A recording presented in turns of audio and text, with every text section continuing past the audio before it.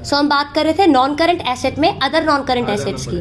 तो ऐसा डिस्काउंट जो आपका अभी अनअमोर्टाइज है, लाइक रिटर्न ऑफ नहीं हुआ है, discount on issue of debenture, share discount not yet written off, या development expenses not yet adjusted, these are other non current assets. इसके बाद बात करें करंट एसेट्स में कैश एंड कैश इक्विवेलेंट की, तो cash, bank, draft and cash in hand, ठीक है, या short term marketable securities are also cash and cash equivalent.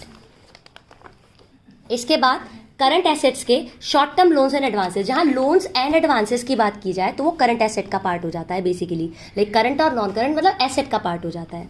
तो लोन्स एंड एडवांसेस जो भी आपने रिलेटेड पार्टीज को दे रखा है वो आपका करंट एसेट के short term loans and advances अगर शॉर्ट टेन्योर के लिए दिए गए हैं।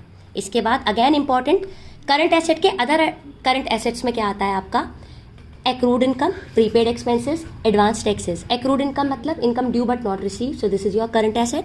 प्रीपेड एक्सपेंस, कोई एक्सपेंस आपने पहले से पहले पे कर दिया है, करंट एसेट है। एडवांस में आपने कोई टैक्स पे कर दिया है तो ये आपका करंट एसेट में अदर करंट एसेट का पार्ट है, ठीक। इसके बाद अगर बात करें, अगर आपने किसी को, आपकी कंपनी ने किसी को गारंटी दी हुई है, या अनकॉल्ड लाइबिलिटी ऑन शेयर्स, अभी तक आपके शेयर्स पर आपने कोई लाइबिलिटी अभी पे ऑफ नहीं की है, या अदर इन्वेस्टमेंट, या arrears of fix cumulative dividends, ये कभी भी बैलेंस शीट का पार्ट नहीं होता, ये बैलेंस शीट के बाहर एज फुटनोट शो किया जाता है। तो होपफुली आपको बैलेंस शीट के बारे में अच्छे से समझ में आ गया है। मेन हेड और सब हेड विद एग्जाम्पल्स आपने अच्छे से बैलेंस शीट को गो थ्रू कर लिया है।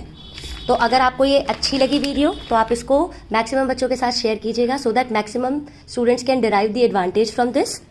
This is it, thank you.